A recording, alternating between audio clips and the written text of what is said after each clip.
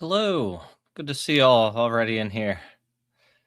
I definitely thought a lot about setting up the Discord, and I should have that ready in a few days. Um, so yeah, that'll be cool. Got a little meme to start out with today. Let's see here.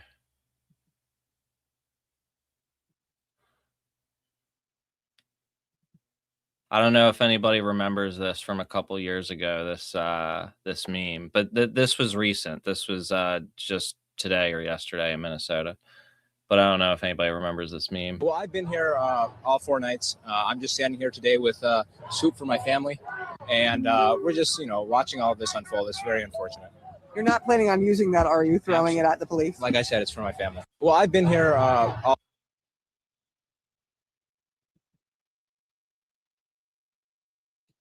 Some soup for my family. all 4 nights. I'm just. Why didn't it play? Should have been. Yeah, there we go. Cool. Just standing here today. Yeah. Then we got let's see. Oh yeah, last night I wanted to follow up on something we were watching last night. I want to try to do that, like, because a lot of times we'll be looking at something before I sign off and it'll be developing. So outside of that hotel last night, this is kind of how things ended up. It looks like they were at the right hotel. Because a bunch of ICE guys came out and arrested a bunch of people.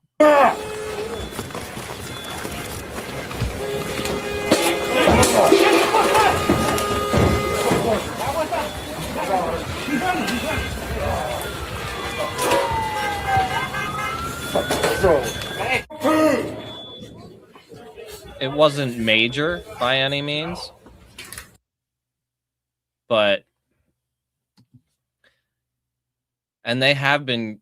This one kind of looked messed up though. I think this was at the same place. Let's see. Heard them.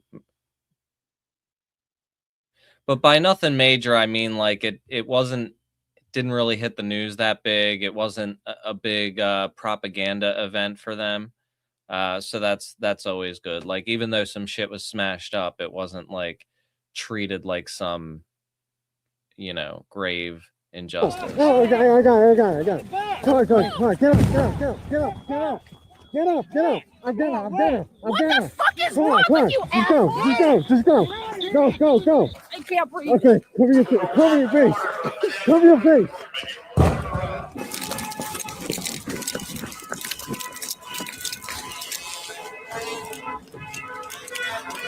Yeah, I'm not sure if this was. It does look it was at the same place. Maybe a little bit earlier though, because you could see right ahead. There's the suites.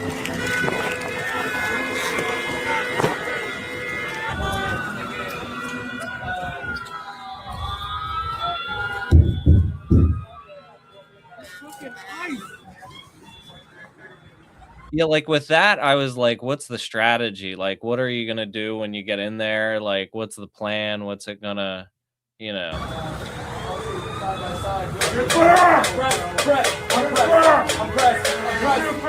But at this point, it looks like all these people are just press.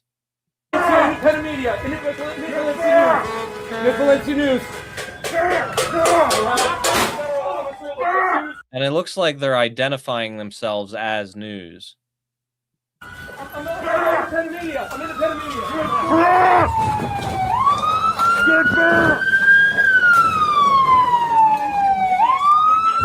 I looked like his nose was bleeding, but I didn't see him get hit with anything. He might have hit himself with the jolt of that pepper ball gun that he fired, actually.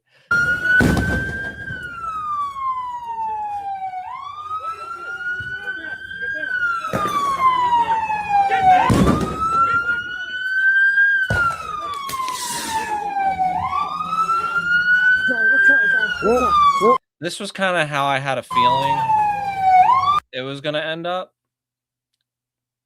Because there's only so much you can do in a hotel that they're staying at.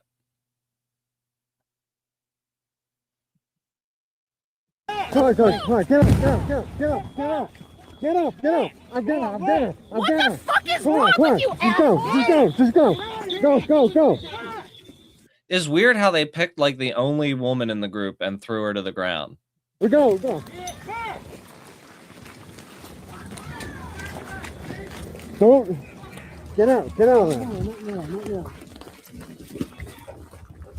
Come on, I got you. I got you. Come here, come here, come here, come here. What? Here, go this way. This way. Okay, go, go. Come on. Come on. I can't breathe. Let's go, I got you. Come on. Come here. That did you hear that? It said you are all under arrest. Come on. Come here.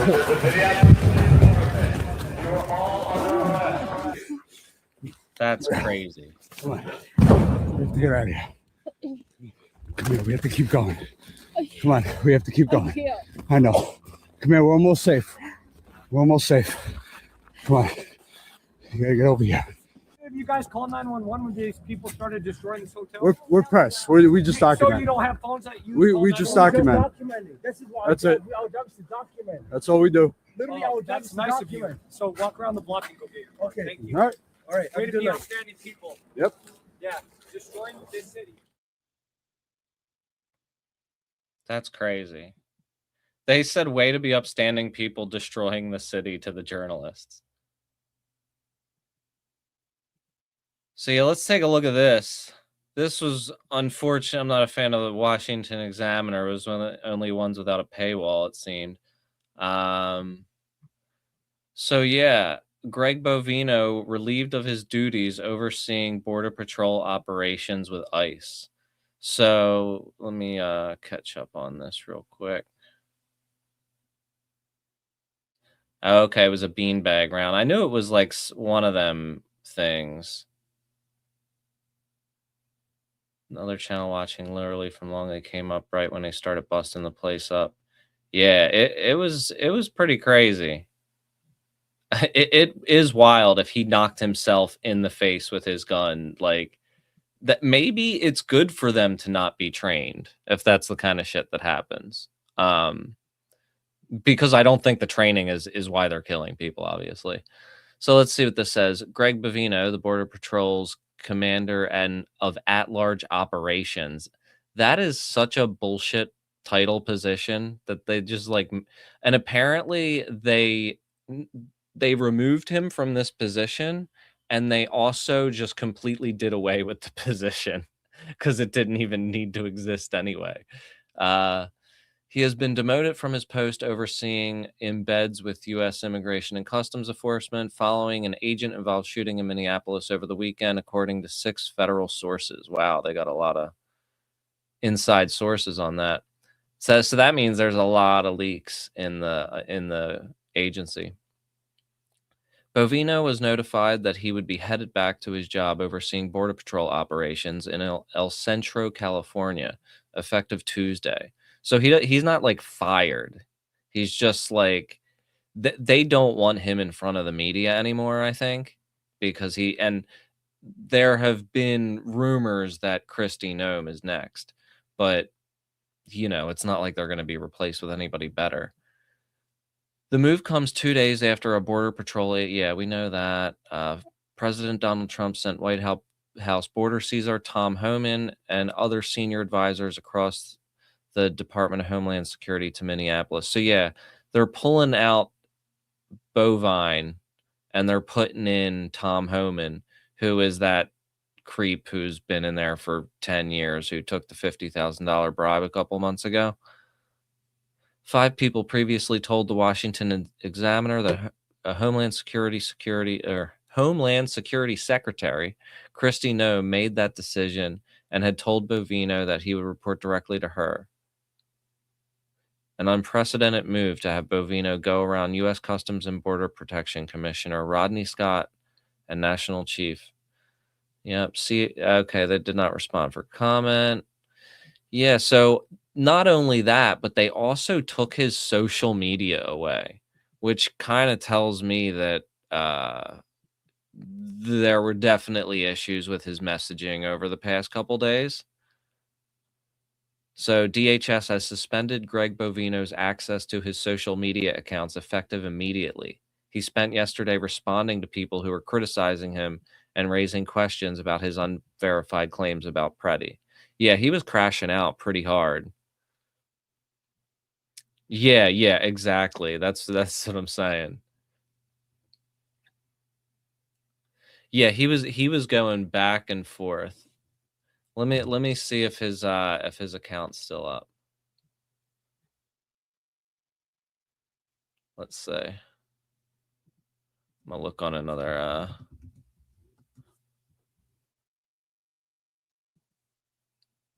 let's see if we can check out his replies. Cuz he from what I saw screenshots of, he was going pretty hard. Commander will never pay for a beer again. And he says LOL. I was thinking the same for you. Let's see. Oh, he's just talking shit at all the politicians. I mean, you would think like this is what Trump would want. This was from an account I muted. Fucking terrible propaganda accounts.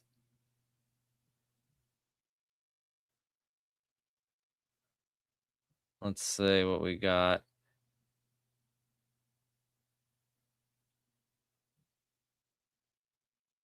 Barbara, thank you for your comments. An accent? I thought I talked normal and everyone else had an accent. Apparently he's very short too. Not like that's a problem, but them guys seem to be uptight about that kind of thing. And some like little girl ran up to him and started making fun of him for it.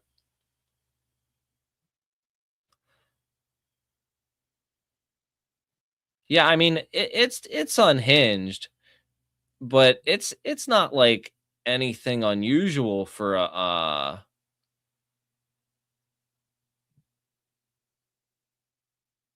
not unusual for somebody from the Trump administration, I think.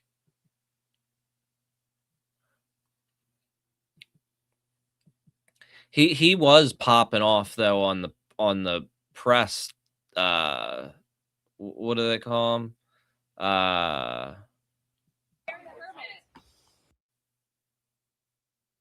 hell do they call him? Not press release. That's when you write it. That's not. Commander Bovino, when it comes to the shooting, from what I understand, there were 2 agents who fired shots. We know one of the agents had 8 years experience, and we know he was a less lethal instructor and had this training. What did the other agent, what was his history, and are they both working right now, or are they on administrative leave? All agents that were involved in that scene are working, not in Minneapolis, but in other locations. That's for their safety. There's this thing called doxing, and the safety of our employees is very important to us. So we're going to keep those employees safe. As far as the number of shots, the number of agents involved, that again is going to come out in the investigation. So he basically said that no, we're not giving you the identities of the agents, even though people are entitled to know that. Then another one is he's saying that you'll have consequences for calling them Nazis. Essentially, there have been a lot of them suggesting that recording is somehow illegal and that calling them names is somehow illegal. Names like Gestapo or using the term kidnapping. That is a choice that is made. There are actions and consequences that come from those choices. And then when someone chooses to listen to a politician, a so-called journalist, a community leader, that spouted that type of vilification towards law enforcement or anything else, when you choose to listen, vilification, he really hit that one hard. Listen to that. That is a choice, and there are consequences and actions there also. I think we saw that yesterday. Is not a good day for Stephen Miller either, which is really great to hear. This was just published couple of hours ago. I didn't really see much about it, probably because it was in the Wall Street Journal, and the Wall Street Journal is like extremely paywalled. You can't even get around it with some of those websites. But he basically said that he is pathetic and doesn't and doesn't have anything in his life aside from this fascist quest that he's on. So let's take a look at the parts of this article that were posted online. Um, yeah, he is a terrible person, Stephen Miller. Some of the president's aides have come to see the increasingly volatile situation in Minneapolis as a political liability, even as the White House has publicly doubled down on its operations in the city, according to administration officials.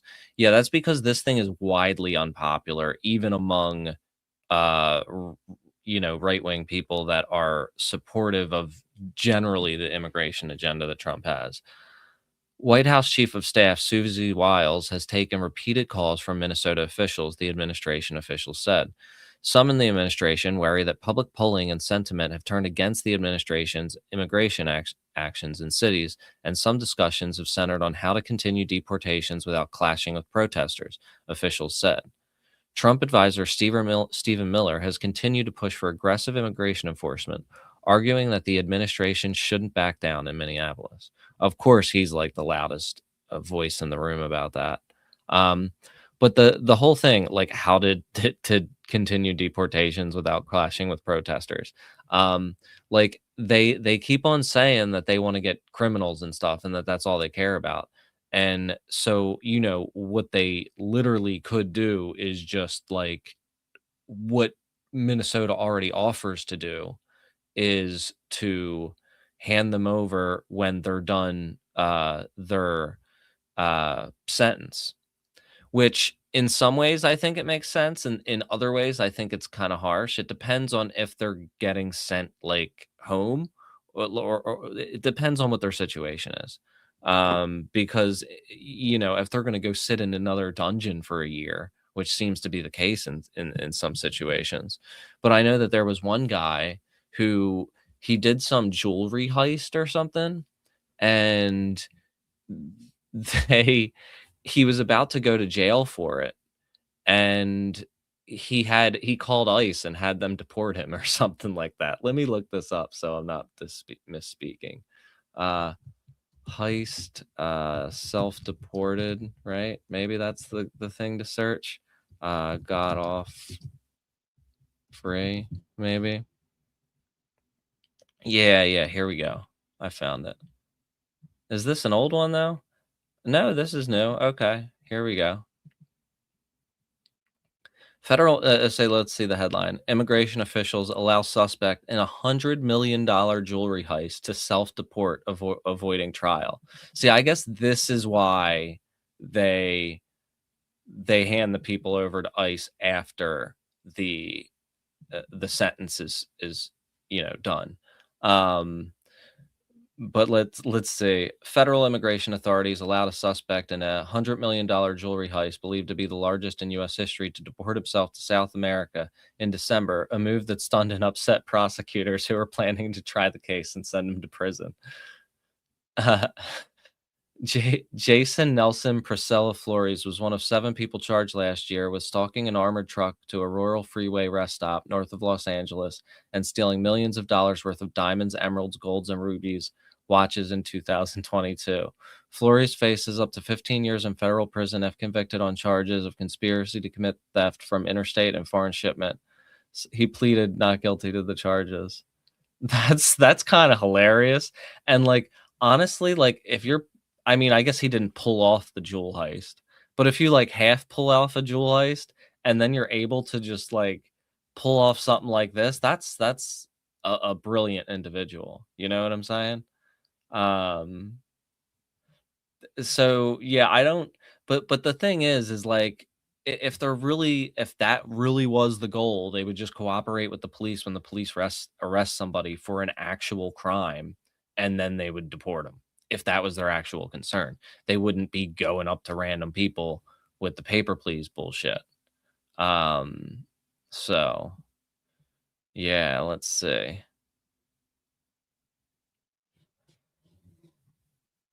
Oh yeah, nah, it is It is tough. Yeah, it is tough material to go through. I wish that it wasn't you know, hopefully at some point things can slow down and I can try mixing up topics, you know what I mean? Well, to things that aren't terrible. But no, this was the best quote of the whole thing. I'll go through the rest of it, but I want to skip to this because this is the best. As the meeting ended, Miller held up his hand to make a final comment. I didn't mean to come across as harsh, he said. His voice dropped. It's just that this is all I care about. I don't have a family. I don't have anything else. This is my life. I mean, I thought he did have a family. I mean, I guess his family of origin, I think, disowned him because of the Trump administration and what he's done there. We need to get it broadly understood that Stephen Miller's ethnic reengineering project will result in permanent metastasized immigrant carceral state and paramilitary warfare on U.S. streets that goes on for years. This is his real agenda. Yeah, that sounds about right. Here's the thing. Miller's mission of boosting deportation numbers of necessity requires arresting people who are not criminals or gang members, people who have jobs and have become integrated into U.S. communities, because there's no other way to get removals up. Yeah, that's because the numbers that they want to hit are not, they exceed far beyond criminals and even far beyond illegal citizens or illegal, undocumented residents. I think probably the best way for me to say it. Yeah. So there have been some cases where I think it was even Stephen Miller. I know Laura Loomer definitely said it, and I know there were also members of the actual administration that boosted the idea of them wanting to get rid of 100 million people, which is like, a third or a quarter of the population. And, I guess the quarter or the third of the population that happens to, be from different ethnic demographics that they're not happy with. Miller plainly places more importance on reducing the total of people here or trying to get here than on removing people who pose any actual danger. He appears to be actively prioritizing shifting the ethnic mix of the country over public safety. This is not this is actual reporting. This isn't some random opinion piece. Miller's alternative horror, he has set in motion a vicious math problem. His deportation machinery is arresting people faster than they are being removed. To hold them, he's now looking to build out a network of vast warehouses. That's the thing that I'm saying. And there's been this big controversy today about how, certain people, organizations don't feel that it is appropriate to make comparisons to what happened in Germany 100 years ago, or almost that. When and I hear this a lot because people are like, 20 million people aren't being killed. You're being unreasonable. And it's like, yeah, that's because this is how it starts. The whole reason why we learn about history is because so we can spot the shit in the early stages of it while it's developing so it doesn't get that bad. And this is I think I return to this idea a lot about, people not realizing the second order effects of the actions that they're, the political policies that they're advocating for. And, people don't realize that you cannot move people out of the country this fast. Sometimes you don't even have any place to send a lot of the people in many cases. And a lot of people who are legal residents or green card holders or things like that are getting scooped up in this too. And if you can't get rid of them and you don't want to let them free, then what's going to happen with them? They're going to end up in these terrible dungeons. And then worse things can happen after that if things started getting crowded. You know what I'm saying? It is a progression of things, you know? It's not like things just start out where they're like, oh, we're gonna do this extermination program. That is how things end up after reality plays out in the way that it almost always does in these kind of regimes. So that is something that hit me while I was reading this, because that was another big controversy today. And I think that the warehouses for people that are being developed is extremely disturbing. And we've been watching this place in Texas, Dilly, um, and there was, let me see, I think that's the end of the Stephen Miller thing. Yeah, so this is the article. That's a pretty good image there. But yeah, so this was somebody, I guess, embedded themselves with the administration, so I think that those are some really interesting observations in that article. And is that paywall? No paywall. Very good. I'll share that in the chat if anyone wants to take a look at the long form of it. But right here we got this very video. Let's share this. Oh, let's see. Right here. This is the one of the major facilities that people have been concerned about. There are children in here as well, a lot of children. This is where the boy with the little blue hat got sent.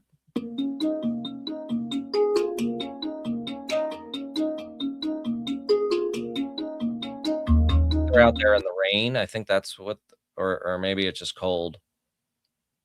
But yeah. And I mean, I'm sure the inside of these places don't look good. Because they know that people can take drones up there and stuff like that. They know that footage can come out. So I'm sure that they're pretty careful about what is visible, I'll say. This is not okay at all. This is that Stephen Miller article. And like that's I have such a hard time with how this is even okay, and how it's like normal, in our society. So yeah, I got a couple more ICE updates, and then we got some Epstein stuff. But there is actually something that might be a little bit positive. Let's look through, not that one, but let's look through this first, and then I'll get to the more positive one.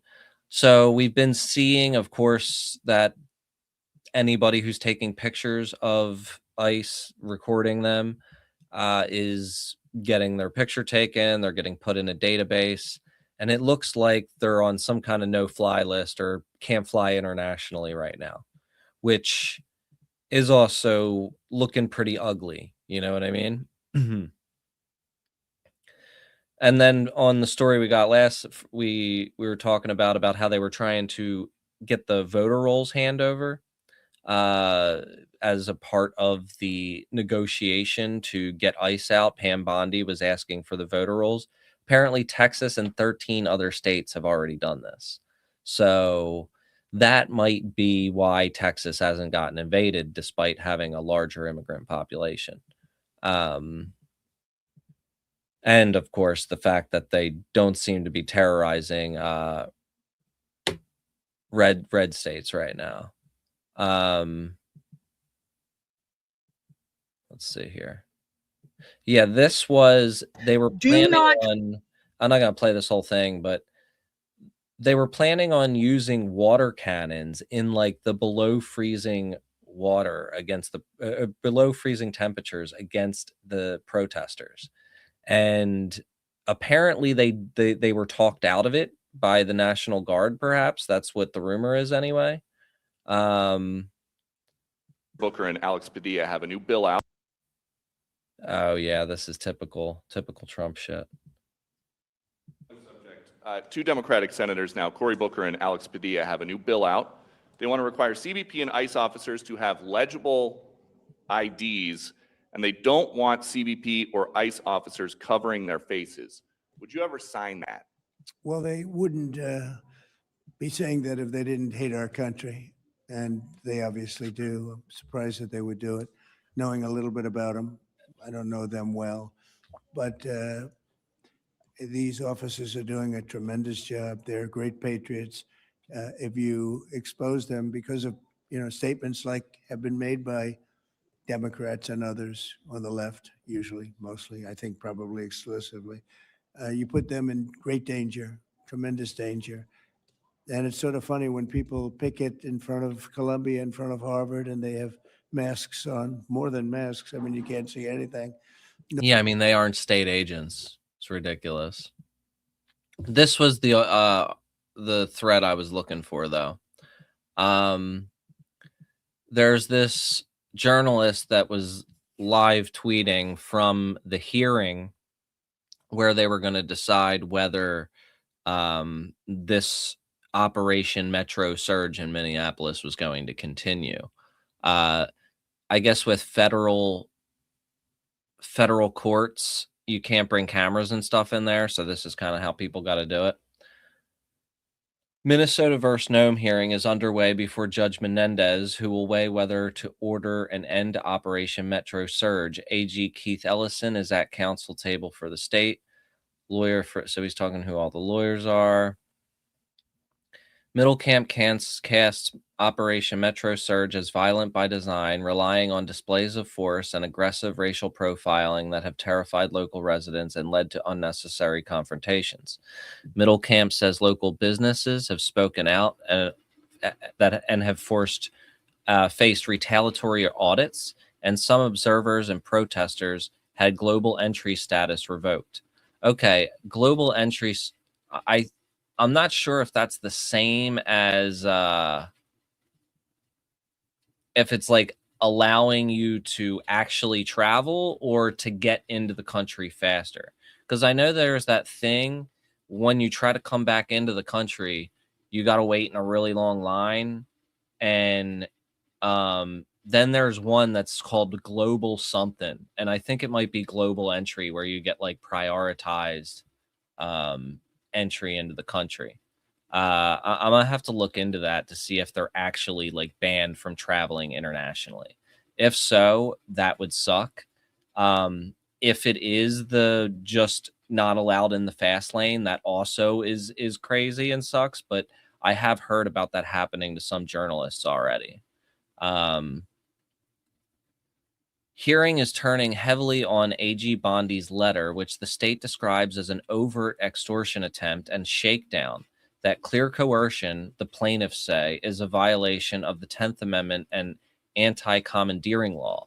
Yeah, so this is the letter that gave a number of demands for the state, and one of which was to hand over the voter information, and the other ones were changes to their immigration policies in the state. And they're saying in court here that is kind of like it's a shakedown essentially, and that shouldn't be legal. So the judge Menendez says she's struggling to determine how to draw the line between legitimate efforts by the federal government to pressure states and illegal coercion. Menendez is the judge, right? Yeah, Judge Menendez. What helps me decide when this very rarely used doctrine gives me the power to kick ICE out of the state, she wonders. Minnesota argues that Trump admin is using Operation Metro Surge to leverage policy changes. And that's exactly what that letter said. It's wild how when they go so hard with saying the quiet out part loud and just like the open thuggery of it, it really ends up screwing them when it comes time to get the actual policies that they want, because they just do shit without trying to get it through the law, and that works to some extent. But as you've noticed with a lot of things, it has its limits. You know what I mean? Luckily, for now, there's no guarantee that it will always be like that for sure. It seems clear that if Minnesota wins this fight, it will be because AG Bondi's letter explicitly linked the federal surge to the administration's desired policy goals. Like, they're really shooting themselves in the foot. It's like the time where she sent out, or I think he sent out that tweet to her, and it was calling for all of his enemies to have charges put against them, and it was tweeted out or truthed out or whatever he calls it. You know what I mean? I'll have to check out that new Sasha Riley info for sure. Later in the stream, I have a video from another man who claims that he was a part of the Epstein network.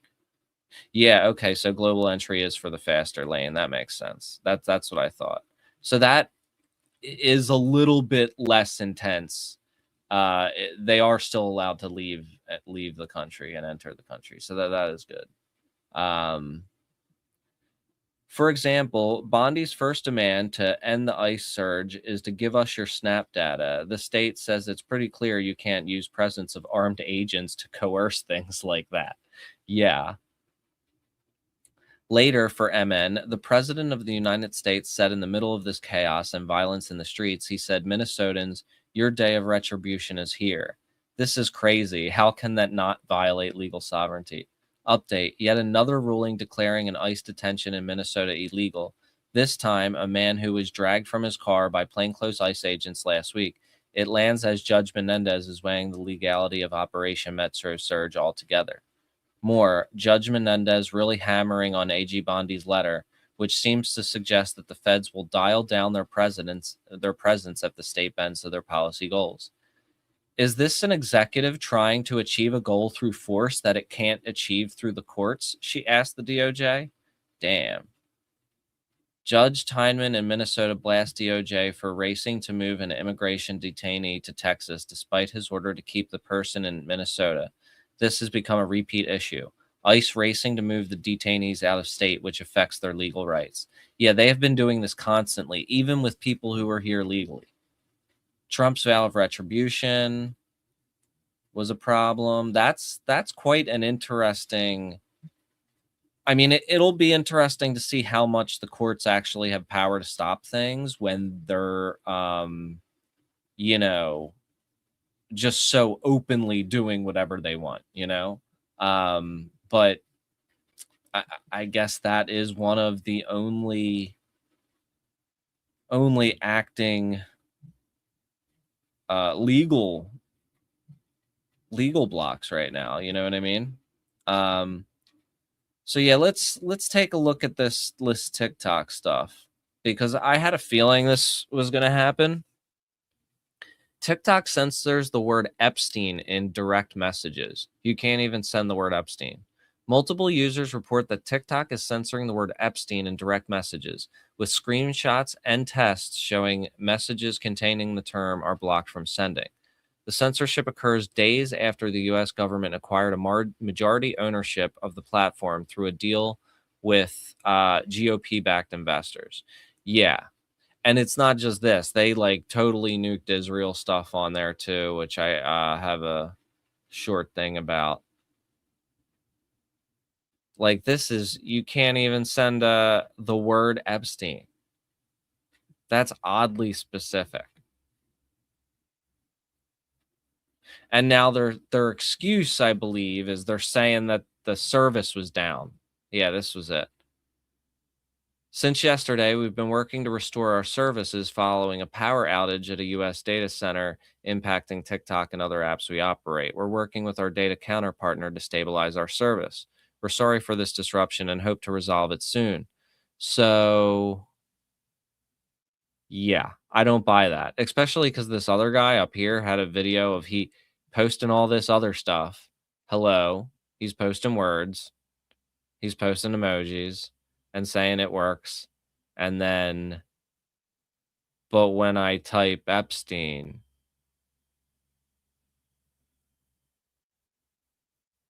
error. Like, and it's weird that it's DMs and not, I didn't see anybody posting that it wasn't on the timeline. But still, that's pretty wild. I've been seeing a lot of posts from people like this, where you see right here is like 4,000 views, 0 views, 0 views. A lot of people with that. And then I think they're entirely removing monetization from the platform. I don't know if that is permanent or if it is, you know, whatever, but yeah. So and this is this is their excuse. I'm not really buying the power outage thing. Let's see. I haven't watched this video yet, but let's see. TikTok was sold to an American company. Today, January 23rd, guess what search spiked up by 1,000%?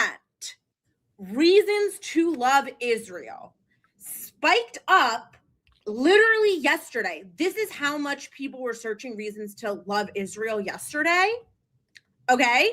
And suddenly, TikTok gets sold yesterday, and immediately there are over 2,000 search insights on reasons to love Israel.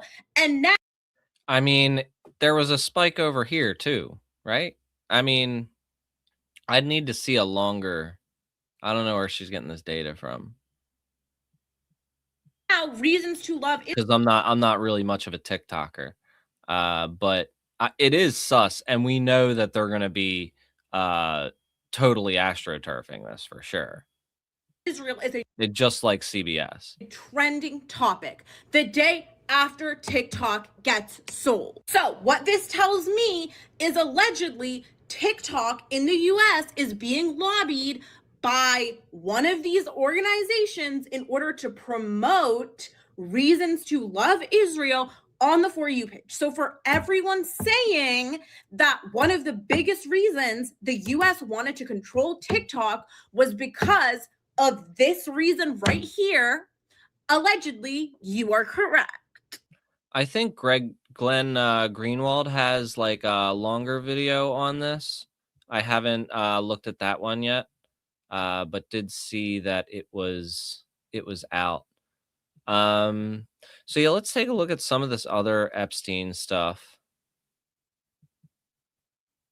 Check out this one first. And I mean, there's a lot of things with this that just seem to keep on going deeper than we really expected, because we thought we knew the whole story back in 2019 even, or even before that.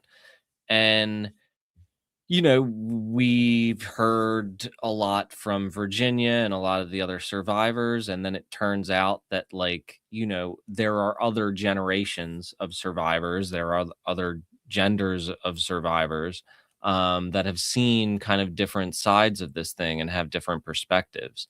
And I feel like we're starting to see that now for the first time. I'm not really sure why these people are able to break through more and have more of a voice now. It's because maybe more people are watching and paying attention, because it does seem like a lot of like Sasha's been saying this for a long time. This guy has been active for a very long time as well. So it's I don't even know where this is going to go at this point, because I thought I had my mind wrapped around it, and the blackmail aspects, the intelligence aspects, even some of the crazy eugenics aspects and stuff like that. But there are just so many more angles and details and people involved than I ever really expected. And apparently this is connected to Abercrombie and Fitch, which I'm pretty sure I remember something about, but I don't think I was I don't think I went that deep into that rabbit hole specifically. But Let's take a listen to what he has to say. Abercrombie and Fitch CEO and a web of people that are highly connected to Jeffrey Epstein through Les Wexner. And I have a lot more things that I want to share with you. But before I do that, I'm going to ask you to, again, please save this, share this, watch in its entirety, because that's how you can help get this message out there more so that some sort of justice can actually happen, but for many men and women. You being here protects me in some small way because this is scary. There are people with a lot of power that don't want these messages out. And I've been whistleblowing since 2014 on some level about all of this. And I'm grateful that you are finally here and able to hear this in a way that makes it make more sense. So thank you. Before I go into sharing more with you, I want to ask you some questions. And I really want your answers. Like, please leave your answers to these questions. Do you think it's weird that Les Wexner took Jeffrey Epstein, who was just a school teacher, and became Jeffrey Epstein's main client for his money management company from the years of 1987 to 2007? Do you also think it's interesting that Les Wexner gave Jeffrey Epstein really valuable real estate? Do you think it's, I don't know, you tell me the word, that in 1991, Les Wexner made Jeffrey Epstein the power of attorney, which gave him the ability to do a lot of stuff at the hands of one of the richest men in the world? And now this is where it's going to get complicated. I'm going to ask you to refrain from homophobia. Is it possible that Les Wexner and Jeffrey Epstein had some sort of romantic or sexual relationship themselves, and that men and boys from the very beginning have also been a part of this in a... I've heard this before, and it does seem like a fairly plausible theory. You know, but really twisted way. Another question for you. Do you think that all the limited brands, Abercrombie and Fitch, Bath and Body Works, Victoria's Secret, had no idea about any of this? Another question for you. Do you think it's strange that the story I whistleblew to the BBC, which has now been highly documented with a ton of evidence in a documentary, multiple articles, and an ongoing podcast, became public on October 2nd, 2023? The documentary was released on October 6th, 2023. What happened the day after? Is it also strange that less than 3 months later, my TikTok, where I had amassed a following of 2.1 million followers, was permanently banned forever, meaning that my IP address made it so I could never create an account ever again? As I continue to have this conversation with you, I want it to be a conversation, which means you also need to think about some of the puzzle pieces at play. The more that you have information, the more that you can come to a much clearer conclusion. This story deals with power, it deals with leverage, it deals with manipulation, and it deals with a lot of young, vulnerable people, because this didn't just start at one specific moment. It's an ongoing thing that was built way before me and still going on way after me. And I'm grateful that you're here so we can keep having this conversation so that we can actually make change. And if you are new here, I'd like to welcome you to our love army. Much love, y'all. I was trafficked by the former Abercrombie and Fitch CEO and a web of people who were enabled at the very top from Les Wexner, who also had enabled Jeffrey Epstein. And I want to share some... Yeah, the Abercrombie and Fitch and Epstein connection,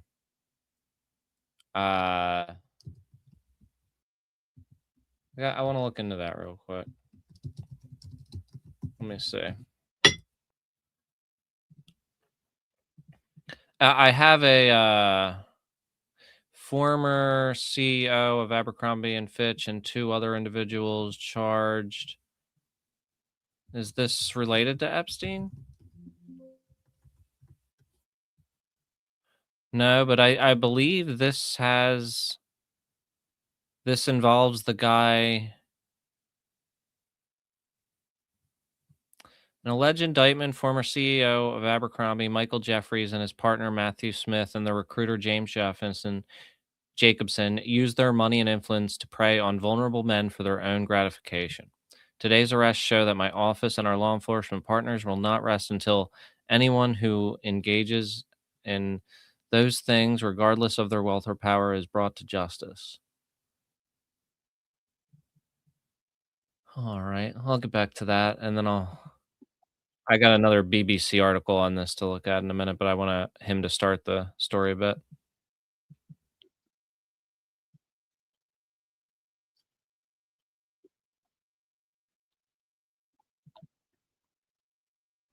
This is Barrett Paul, Barrett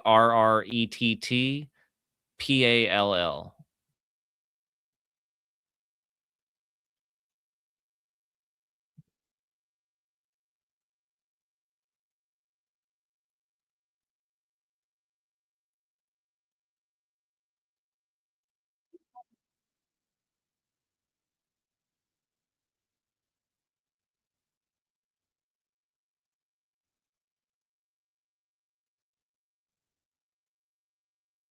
What?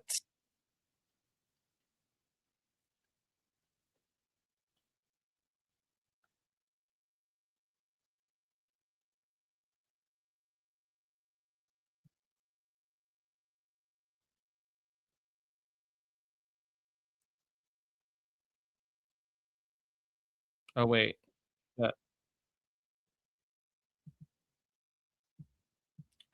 Sorry, I forgot Have to switch it back information, the here. more that you can come to a much clearer conclusion. But here's another fun Here it fact, because Opinion. this whole conversation is giving me this. Grape is bad for certain people. No. For certain people. No, it's bad for everyone. No, it's only bad for certain people. Here, like there's women, you agree, No. who have orgasmed during Guys, SO. That has nothing to do with Bro. it. I'm going to use my own trauma to make a point. I was 19 the first time that I was sexually assaulted on my very first photo shoot by someone who is a known predator. I was a signed model. I was at NYU. Does this all mean that I was not a victim? Are you really telling us that because someone is college age, that they can't be groomed, manipulated, leveraged, and trafficked? This sounds a lot like you can't be because you're married. But here's another fun. That is something that I've been seeing from the Alan Dershowitz types and stuff, is that some of the people involved who came out as survivors were not underage at the time, but that doesn't mean that, you know, you can't be abused by people. It's kind of ridiculous. Fun fact, because this is also something that I don't like to talk about, but I'm going to use my own story to prove the point. My family was evicted from all 4 homes that I grew up in. My parents to this day are not financially secure. There was never a safe space for me to figure out and protect myself, which made me even more vulnerable to the vultures and predators that flow through the modeling industry and entertainment industry, which is incredibly linked to what is going on through the entire case with Epstein and all the elite attached to him. I am deeply grateful that I have found different spaces to heal. And one of the things that I have come to understand more than anything is the leverage. I was not out when all of this happened to me, and my sexuality was used against me as a piece of leverage to keep me quiet and silenced. That is another important element of that too, is that is something that they often use, is that, you know, in environments where there are people that are in the closet, that is very, very ripe for blackmail.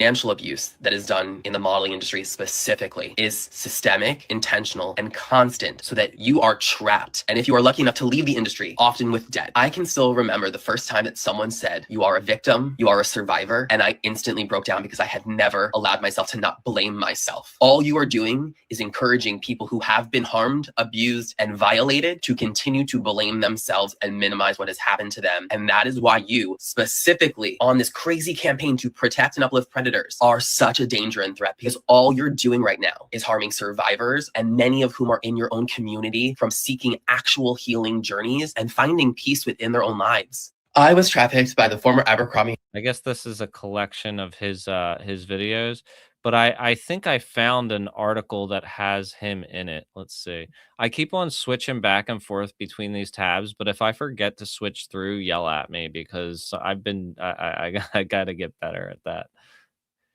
In a federal, so let's see, Barrett, right? I think he's in here. Okay, so yeah, this is him in the photo. Yeah. Barrett Paul showing a diary entry about his experience to BBC correspondent Rihanna Crawford. And this is about a year ago. As a result of my reporting, he was arrested this week by the FBI and charged with, wow. So this was the Abercrombie guy. I remember this this story coming out, but I didn't remember all these details. As a CEO of teen retailer Abercrombie and Fitch, Mike Jeffries was described to me as an eccentric and superstitious genius who, with his highlighted hair and penchant for flip-flops and plastic surgery, personified the youthful all-American brand he created. But now, his hair white, his fillers dissolved, and wearing an ankle monitor, he seemed a shadow of the mogul said to have used his power and strength while in charge to abuse vulnerable models. During the pandemic, I was researching the fashion industry when I stumbled across a cryptic Instagram comment written by a former model named Barrett Paul. See, so many of these survivors have been saying this stuff for so long.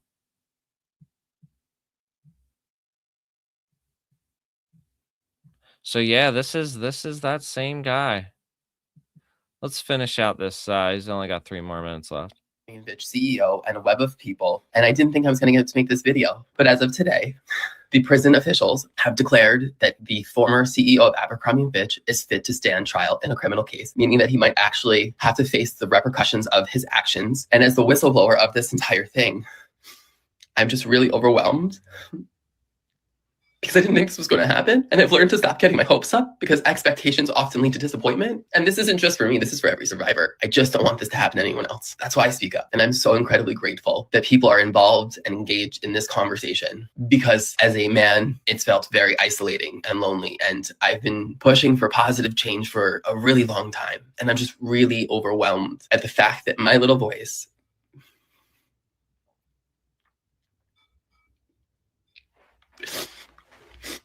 has carried so far, and that I'm getting to do this for younger me, who thought this would be something I sat with forever and just blamed myself for. Thank you for being here. Welcome to our love army. I was trafficked by the former Abercrombie & Fitch CEO and a web of people. Wow, man. And yeah, there's people trying to get the word out about Sasha Riley. I think a lot of these are very similar. Let's say.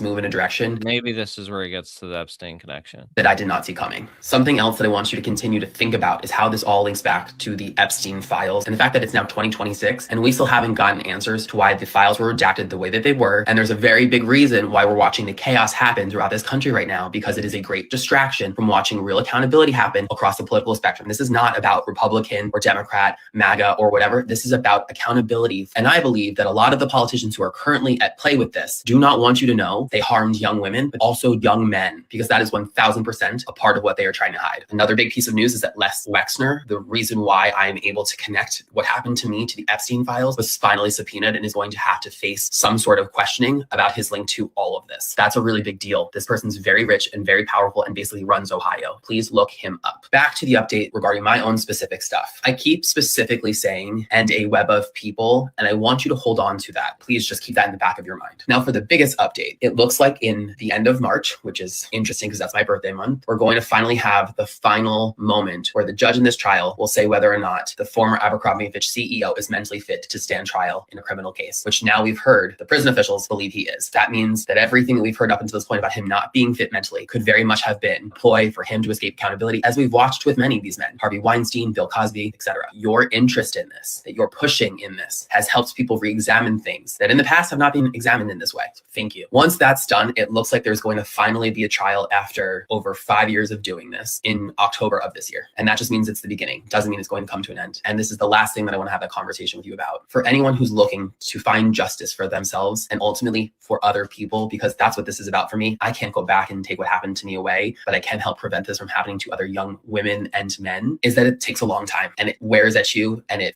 up your work, up your communities, up the way that you are able to move in this world. There's this expectation to have a perfect victim or a perfect survivor, and that just doesn't exist. And I never thought that I'd get to sit on any kind of platform and have people care about this. The way that y'all have showed up it's healing. So what did I miss in the chat about the VPN? I sometimes use a VPN, but they do get annoying sometimes because like it makes it like sometimes you can't connect to shit right. And I do have NordVPN, but sometimes, and I think during streaming it would probably be very bad with my internet connection. But I do have one. Yeah, let's see what else we got. Checking up on the chat. I saw I missed a couple things. Paulo Zampori, there's updates there. I'll have to check up on that one. See what the deal is.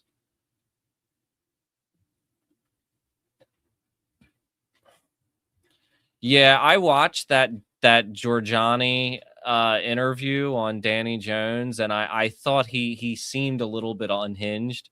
He was just like saying how Epstein definitely wasn't Mossad, and Mossad are great actually. And and I hope they take down Iran. And then he said that what was it? Ghislaine Maxwell was actually in search of Atlantis, and that's why they were in Yeah. No, it is notable. I watched the whole interview, don't get me wrong. But the first half of it where he was really going off about how, it's not the Mossad, it's not the Mossad, everybody's wrong about that. Really, it's that Ghislaine Maxwell was in search of Atlantis, and that's why they had the island out there near the Bermuda Triangle. You know what I mean? But that shit's fun. Like I used to listen to Coast back in the day. Like that was where, you know, I started to some extent.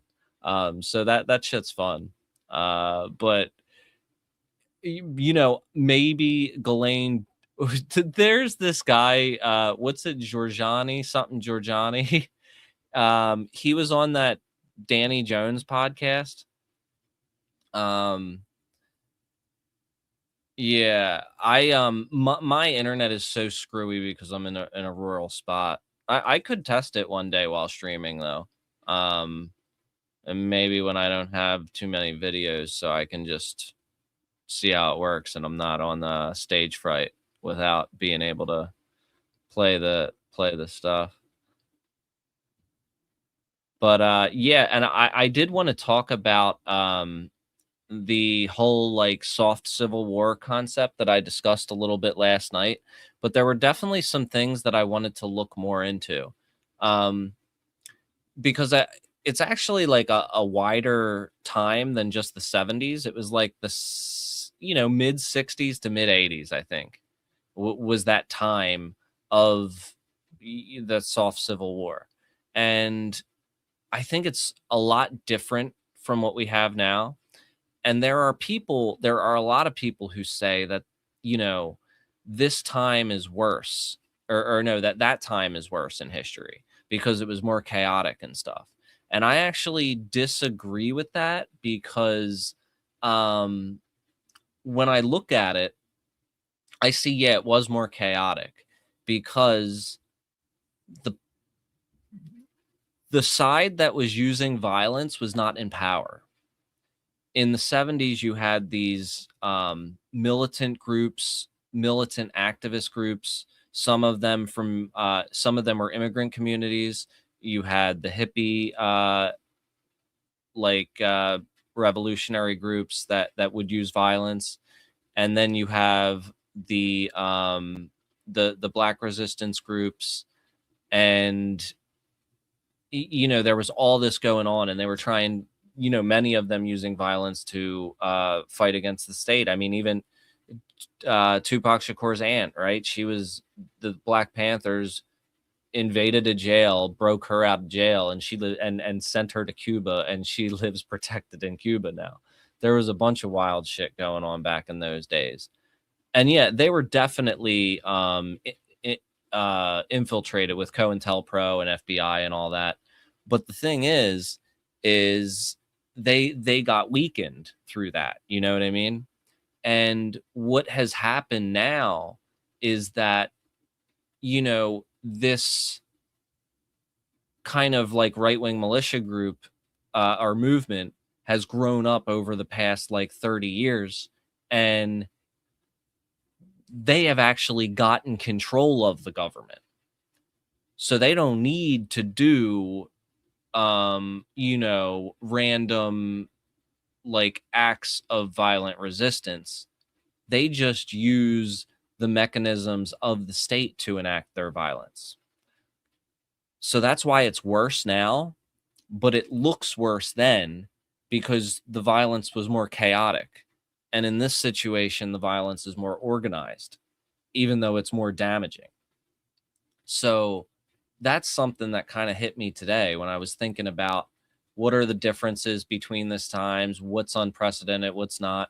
And I saw somebody say that time was worse. And I was like, I really don't think it was, because, those groups were not in power. And so now you have like, I mean, we might be in a lot better of a world today if the hippies and the Black Powers or the Black Panthers took control of the government in the 70s. You know what I mean? But we are in a situation right now where the extreme element of the right, the farther, more radical, I guess you could say, end of the right wing has taken control of the government from the centrist Democrat and Republican Party. Because the Republican Party that's in power now is not the typical Republican Party. Like Reagan was a fascist too, but this is different than that, I think. You know? So I that's just a wild thing to consider. And I would like to run through some of that information. I have like a list of things that I want to do, like a live research of stuff for the 70s, and maybe I'll break it down into a future video or something. But that, I think it's an interesting thing to look at because of the fact that,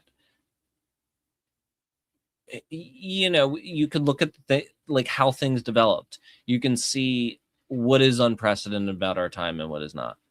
And yeah, IDF soldiers training ICE. I mean, they're training the NYPD and everything too. They just want to cash a check and let people do whatever they want. Yeah, yeah. Oh, you're saying in that. Yeah.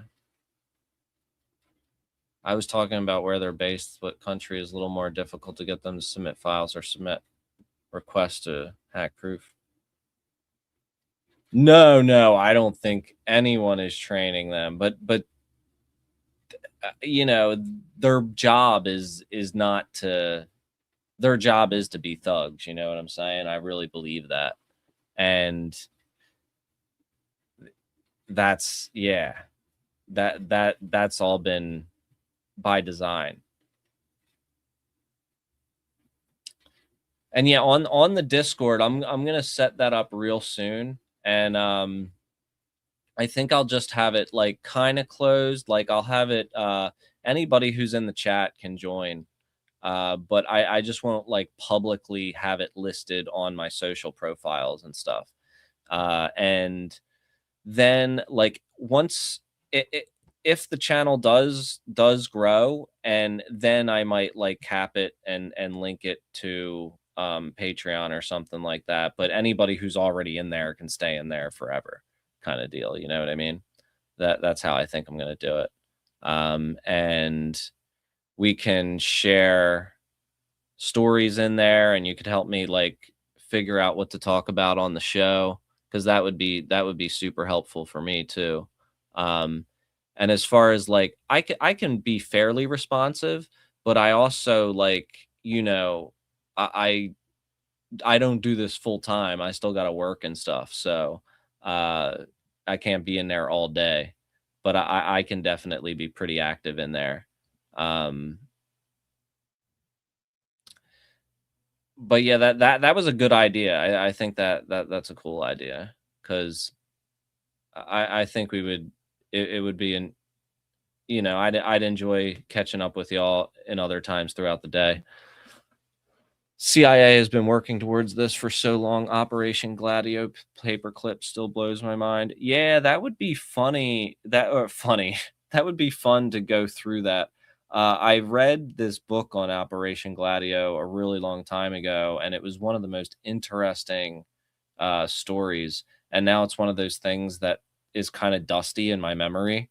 And I think that like I want to come up with more deep dive topics like that, so it kind of breaks up the intensity of like, you know, the fascist thugs or the traffickers all the time.